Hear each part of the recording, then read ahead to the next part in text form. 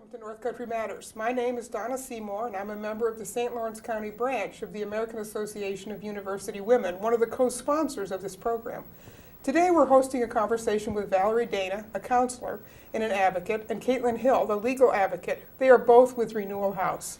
We're going to be talking about sexual assault awareness. With us in the studio is my co-host, Bess Kearney, an educator and a retired superintendent of schools. Well, ladies, it's nice to have you back in the studio. You've been with us two other times in the last few months. The first time we talked about domestic violence in October for Domestic Violence Awareness Month.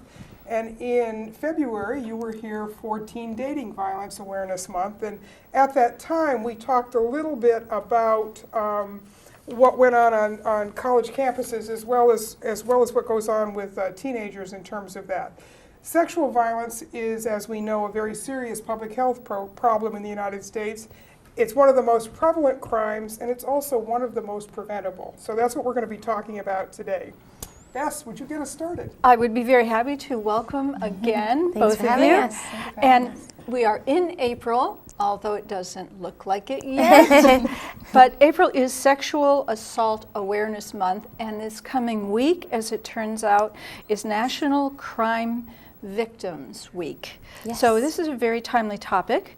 It marks the 30th anniversary of the National Victims of Crime Act, which is in fact the backbone of victim services and crime victim compensation in our nation. Could you please just start us out by discussing the extent of sexual assault in the U.S.? Are the numbers truly alarming? They are, definitely, especially when you take into consideration the fact that sexual assault is one of the most underreported crimes. But some statistics give us that 1 in 4 women and 1 in 6 men were sexually abused before the age of 18.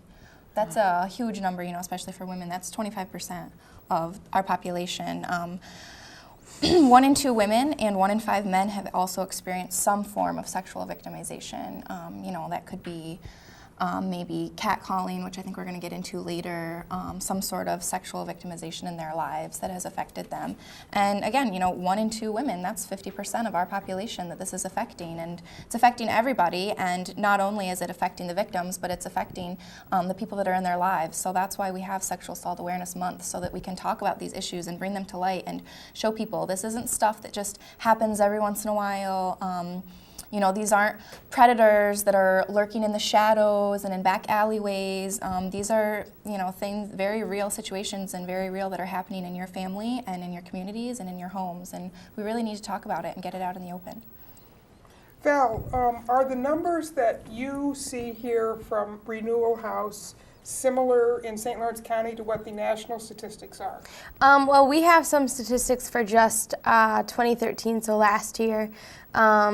We can tell you that we served total 218 victims in this county for sexual assault alone.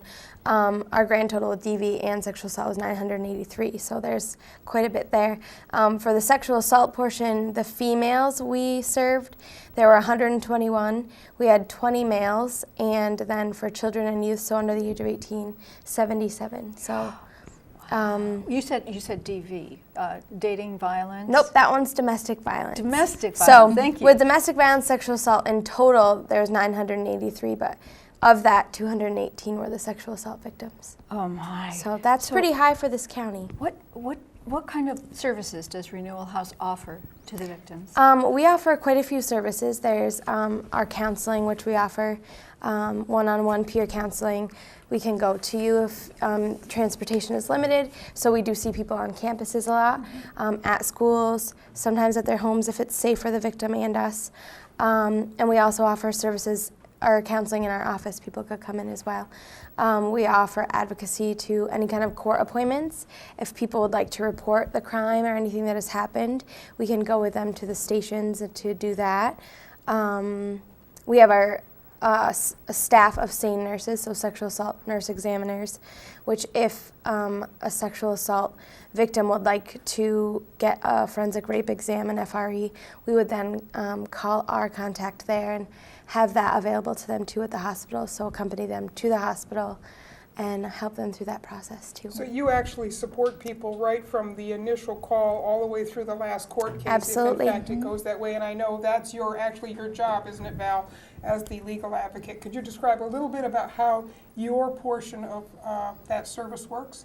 Sure. So as the legal advocate, I accompany a lot of our victims to court, whether they're victims of domestic violence or sexual assault. I'm in family court a lot for custody issues, but I have gone to trials with our sexual assault victims, and I can even help them. You know, some campuses want to take care of this on their own, and some victims may just want the campus to take care of it on their own. So I've also attended in campuses' adjudication processes, their judicial boards that they have. I can attend those on campus with my client if that's something they want me to do. I can reach out to the district attorney's office. I can reach out to their attorneys and really go to police stations with our victims and help them make reports. And really any facet of that portion that they may be undergoing is what we can help with. And I want to mention too, we also offer our 24-hour hotline. We're available, we have an advocate available 24/7, and a lot of times that can be helpful for people to know just what their options are. We're never going to tell you what you should do, we're never going to tell you what to do, we're going to give you your options and tell you what you can do and help you come to that decision on your own. So I really, the best cases that I've worked with are where victims or the appropriate law enforcement agency has gotten in touch with us almost the immediate when that assault has happened, because then I can talk with the victim and tell her about her options. And you could go to the hospital, and this is what would happen when you get to the hospital. You could make that report to the police, and this is how that would go. You could do this, and then I let her know about our services too, so she can come up with the decision that's best for her. So you really demystify the process in the sense that you can walk somebody through the if this, that happens, if that, this happens, and so they really understand what the consequences of a decision are going to be rather than being completely overwhelmed when something happens. That's a tremendous gift to somebody who's just gone through a real trauma, to be able to have that sense of, I understand now what my next step is and what that's going to mean. But of the victims of sexual assault, what percentage actually report? Very little. I have information from the Center for Disease and Control that say only 95% of attacks are actually unreported. So, the people that are coming to us, and that, they may be unreported to the police, but they are coming to us. But I can tell you the vast majority of our clients want little to no police involvement or reporting. It's something that kind of makes their life harder. They're trying to deal with this thing that has happened to them, and there's so many facets that are involved in that. Maybe they don't want to go to the police. They don't want it splashed in the papers. Trials are very lengthy. There was just a recent trial that I dealt with where this happened back in February of last year, and the trial just happened of this year. So this victim has had to go through that entire year of where she's in limbo and she's wondering, is she going to have to testify? Is she not going to testify? What's happening? So it can be very unsettling for a victim. And since I've taken this position and this role and seen how victims, what they need to go through from the very beginning until the end, it's very overwhelming for them, and I can certainly understand why some people don't report. It's unfortunate, but it's something that happens, and if we can be there for whatever process they want us to be involved in, we're there to help. So once they come to you, there's no pressure to go to the police. You just give them their options? Right. Okay. And try to get, make sure that that they're empowered and that they have the options, because a lot of times when things like this happen, it kind of strips them of feeling like they're in control. So we want to give that back immediately by explaining you can do these things, these are your options, and you can decide which ones you would like to take. So as I was walking to the studio, I noticed these blue kiosks on the campus that are called, I think they're just called blue assistants. lights. Yes. Yeah, blue lights, exactly. So if a victim finds one of these and calls, who do they get, and how soon after that might you be notified? Well, I believe they're connected to the university police or the campus safety dispatches to that scene, and that's when they can tell what happened. And really from there, we're dispatched. It's up to either the victim or security to call us and let us know what's going on, because obviously we don't know if something's going on unless we're told about it. So that's one of the things that I can tell you. Some campuses are really good at reaching out to us the minute it happens. Other times, we maybe don't get involved until that victim has presented at the hospital. And that can be kind of unfortunate and makes me wonder what was the time, what were they doing in that time frame, because I want us to be there and help them through that time frame, because it must have been very difficult for them to, and now they're walking into a hospital to disclose what just happened to them and they don't know what they're doing. So, but They haven't had that preparation that Absolutely, your organization can give to them. But most definitely, we find out about the sexual assault through hospitals when the victim has presented there.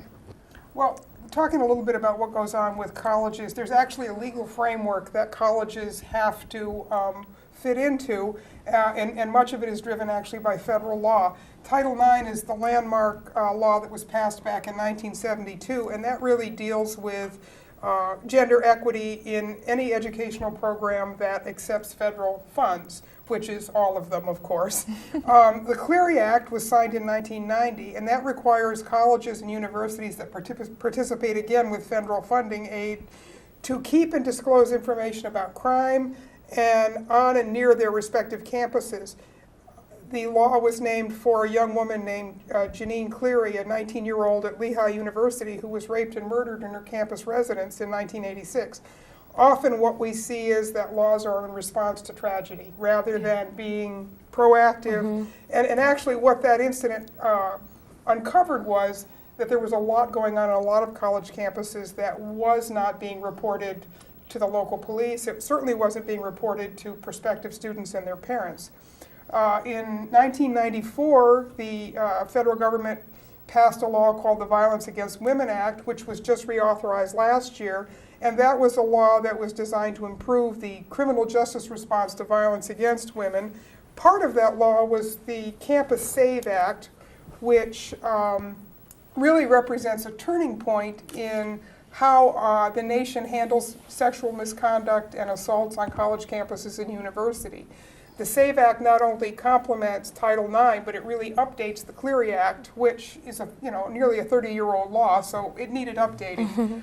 Just this past week, the last of 6 campus rulemaking sessions were completed, and out of that came some decisions about how the Campus SAVE Act would actually be go to work on college campuses and what would be included. And one of the key pieces, particularly for an organization like yours, is that it adds domestic violence, dating violence, and stalking to the types of crimes that campuses must now report and identify. And it also looks at things like hate crimes.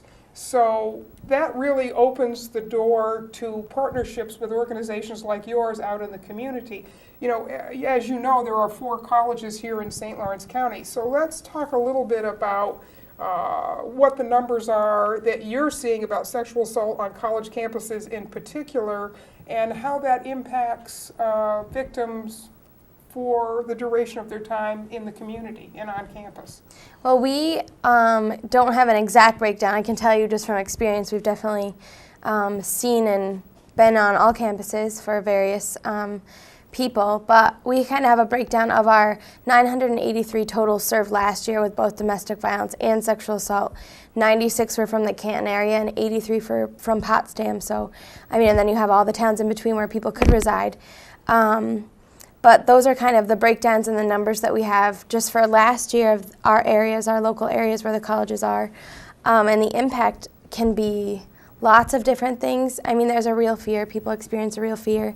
If it's someone they knew on campus or have classes with, maybe in the same buildings for dorms, things like that, that can create a real fear. So it's kind of making sure that they're heard, we can advocate for them and, try to help them get schedules changed or, the orders of protection, things like that, so that hopefully, they're here and they want to obviously do well in school, so we don't want that to be a barrier. So we'll do whatever we can to help, minimize that fear, give them their options and kind of listen to them and help them through whatever that might be. So I've actually read reports that many times the victim experiences something very akin to post-traumatic stress disorders. And as we know from what's been happening with our service members in the military, that often doesn't present itself immediately after an injury or an event. It can sometimes take 6 months to a year, so that kind of ongoing support is important.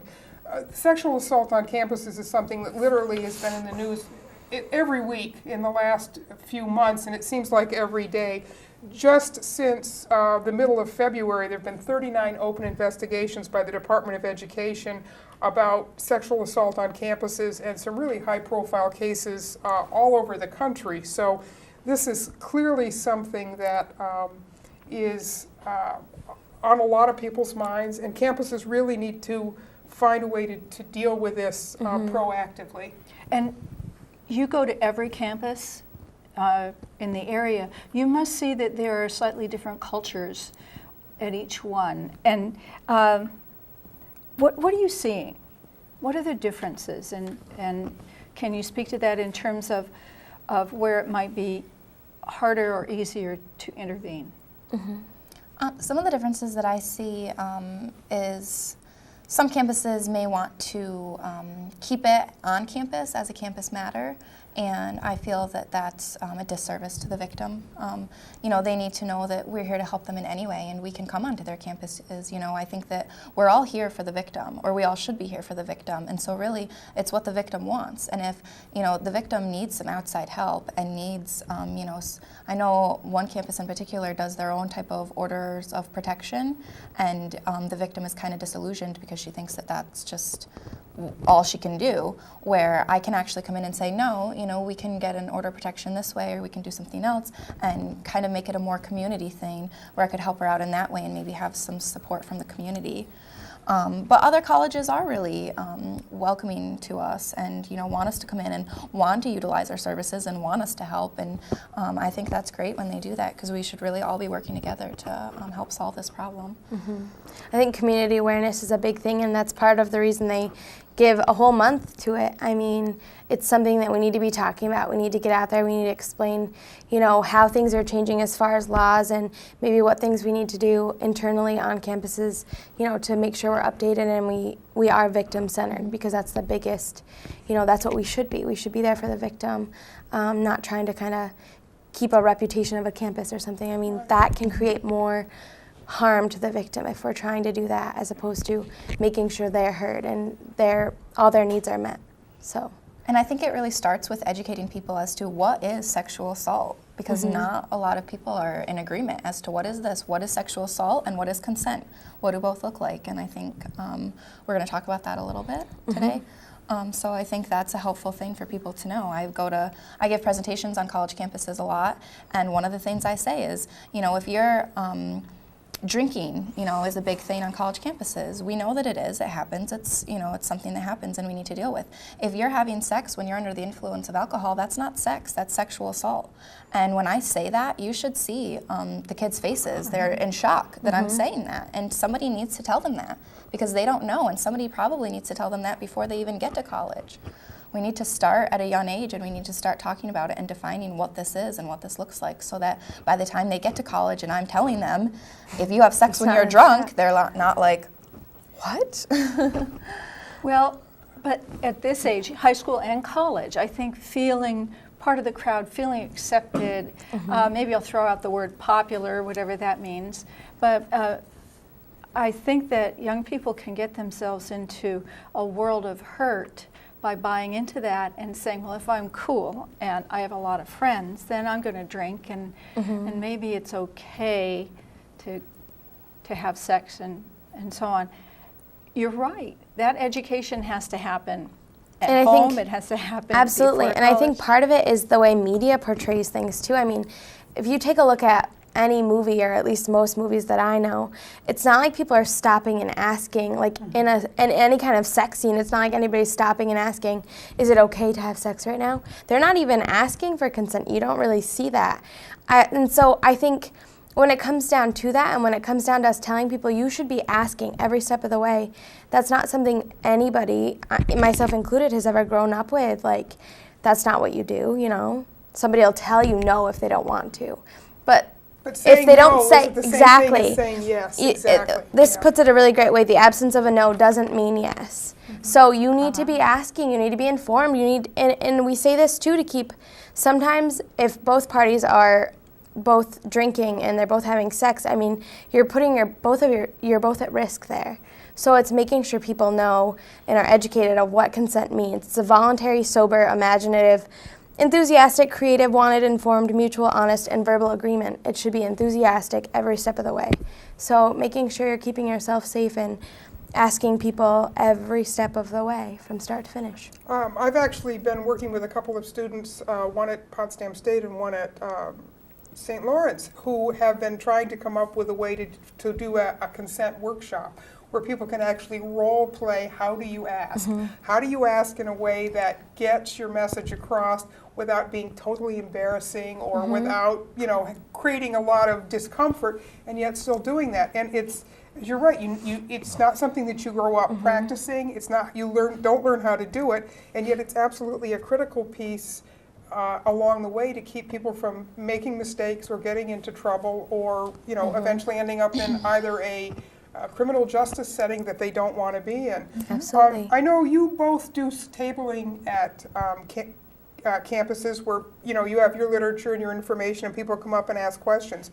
I would think that particularly in the case where we have international students who are coming in, they've got a different cultural background, they're coming from a different set of legal traditions and laws, and they're coming into this country and they don't maybe know what our laws are, they don't know what our traditions are. That must make for some interesting questions that you get from people with don't have the same cultural background that we have. It does, definitely. I've had some people approach me in just awe and amazement over what I'm even talking about. It's not even an issue where they're from. And, sometimes they're a little bit combative and they want to argue with me about it. And, the facts remain the same, that you are in this culture and these are the rules of this culture, and it's your duty to educate yourself on those rules and to follow those rules or suffer the consequences. And that's what I just end up telling people, because really, that's what it takes. When you're in a culture, you need to abide by those things in that culture. And if you're not educated on them, then you are really at risk for hurting yourself, and you need to, or hurting another person also, and you really need to take responsibility for that. One of the things I think too that we're seeing now, particularly in New York State in the last few years, is that people who now work for colleges in campus security and on campus police forces are a lot better trained than they used to be, because they have to go through the exact same training that a police officer does through the academy. And there are specific training modules at Police Academy. Now, do you get involved in helping to train police officers about what sexual assault is and these kinds of services, or is that something that you do on the campus? Yeah, I know that our executive director actually has undergone police training so that she is licensed to train the police officers at the Police Academy about domestic violence, and she talks to them about our issues and the services that we offer, so we make sure that people are aware of that. Well, one of the things that we also should probably take a look at, because again it's in the news, is campuses that have Greek organizations, because generally you hear some pretty negative news about some organizations in terms of their how they orient people to their culture, and it sometimes involves hazing, and it involves drinking, and it involves a lot of negative things. There's some great Greek organizations that are service-oriented, that really are very positive, and there's also some, and you can't live in a college town without hearing some bad stories. So that really also contributes to what Bess was talking about in terms of the campus culture, about what Greek life is like, and how the campus orients students to that, and whether or not they have a very strict tolerance about things like hazing and violence. So what do you see in terms of that in your work? Do you think Greek life enhances or detracts from the situation that people can find themselves in terms of behavior? I mean, I think it's both. I think that when you get a group of people together, whether it's under, an association with Greek life or any organization, you get a group of people together that are having this group mentality that, maybe they're not okay to speak out, go against their crowd or something. And you have positive and negatives of that. We've had both associations with Greek life, you know, some of them are really passionate about what we do and call us up and want to support us in any way. You know, sometimes they'll help us out in our office or donate money or whatever. And then again, you have from a victim's perspective of, you know, maybe she was assaulted. The assault involved a member of Greek life or something. So, you know, we both have negative and positive interactions, which I think is just going to happen when you get a group of people that are together and under one heading. And what about other organizations? As I recall, data showed that in high schools, when they had a gay lesbian alliance under whatever name, that it tended to reduce in a very significant way students who attempted suicide, students who were alienated and separate. In campus life, are there such organizations, and does that really help with some of the issues of violence and sexual violence and assault? I mean, I'm sure each campus has their own, you know, transgendered, lesbian, bisexual group that they can deal with, and I think that speaks to the attitude on campus. You know, if those groups are there, it's probably about the people that started those groups and the attitude towards campus about those groups. You know, it may be less of a judgmental environment, so maybe less violence is occurring. I think it definitely goes hand in hand because it's the types of people that, you know, are starting those groups and that are passionate about those things, and you know, they're probably also the same people that are passionate about how the way people feel, and, you know, making sure that people are safe on campus and feel Increasing comfortable. respect and tolerance. And awareness. which Awareness very is good. important. Definitely. Making sure people across all campuses know that there are organizations there to help support, and, you know, a place to look and to go to if that's something you want to help support. And I think that's a good way to put it, is come here if you want to support us, and then you get a lot of people together who are passionate about something, and so hopefully good things come of it. Well, one of the things that we talked about when we were discussing teen dating violence is that you actually go into the schools and you present information. So that's not only building awareness, but it's also perhaps giving people some information that would help prevent them from getting into a situation that isn't the one that they would go into with their eyes wide open if they had all of the knowledge. So that also is something that we should be thinking about now in terms of even before we send young people to college, but once they get there, there are programs and ways to give this information and orient people so that they have an understanding of what the issues are and that we can strengthen the prevention side of that. Are you doing any of those things on college campuses now in terms of perhaps during like freshman orientation? Are you invited in to talk about your programs and your services? I feel like there are tabling events that we get invited to, kind of similar to when we talked about teen dating violence. Usually we ask that the schools and campuses and kind of reach out to us just so that we know when those dates are, because you know, things get all jumbled for sure. And so that we're aware of those dates, because we will try to do what we can to be there for those types of things, because we know awareness and education is key. You know, knowing where to go when these things occur, you know, making sure people are aware and educated of that there's a place you can go if something like this happens, and here are the services that we offer when that does, is key. So we know that getting out there and being there and making sure people know we're there at those events is important, especially because with colleges, people are coming from different places. They're not around this county, so they don't know that we necessarily exist. Exactly. So, True. Exactly. And there are some events coming up this very month. good. Yes. I believe. Now, I'm not sure about the Take Back the Night Foundation and whether there's anything planned there, but I do know that SUNY Potsdam is planning the county's first gay pride parade on April 26th. That there will be 2 talks held on campus, one on sexuality on the 22nd and one on gender on the 24th. So there's some busy events. Do you know of any others that are coming up? Well, you spoke already that I think next week is Crime Victims' Rights Week, so from the 6th through the 12th. We also have that same week, the 6th through the 12th, is National Volunteer Week, which we appreciate all our volunteers, our interns that we get. Well, we really couldn't get by without them. So I think that's an important aspect from our agency. As well as on the 7th, we have Joe Ehrman coming to speak. So that's going to be kind of a a couple are on SUNY Canton campus. So he's going to be talking kind of male's role in society and what it means to be a man and things like that. On the 23rd of April is Denim Day, where we ask that members of the community wear jeans in support of a case. And we also consider, or ask people to consider, maybe charging $5 possibly at your place if you can, and, consider donating that to Renewal House to help victims of sexual assault. That's actually a way to raise money at various employment locations. Absolutely. I know banks have done that, other types of groups like Sometimes that have done teachers that. at schools and Right. those do that. And then on the 26th is our very first bowl-a-thon that we're doing. We have a little theme, don't strike out, ask for consent. So we're going to be at Market Lanes doing a bowl-a-thon, and people can register at our office. If they have any questions about getting those forms, they can call.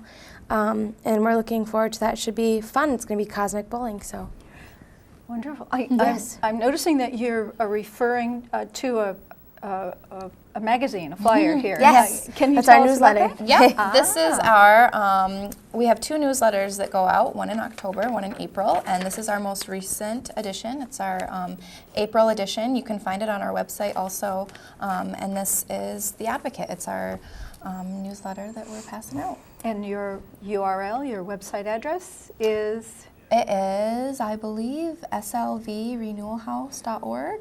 Okay. I usually just Google Renewal House Canton, New York. Okay, and then we can get or the if you need to upcoming call, you events. can always call the office at 379-9845. All right.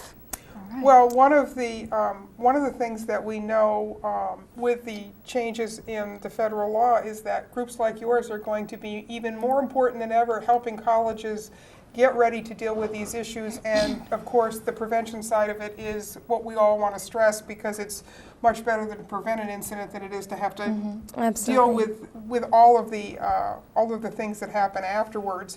So we appreciate very much you coming in and talking with us today. Creating safer campus climates is certainly a policy focus for AAUW in New York State this year, and it leads to many positive benefits and more respect on the part of everybody, and more care and thought about relationships can certainly lead to a better life for all of us. So thank you both for coming. Thank you. Thank you. Thank you Yes. for having us. And I want to take just a moment to thank all of the students here in the communications department at WCKN. They have been wonderful to work with this semester. This is our last North Country Matters of the spring semester. And in particular, I want to thank Dan Dullea, who has been just a trooper to work with for the last several years.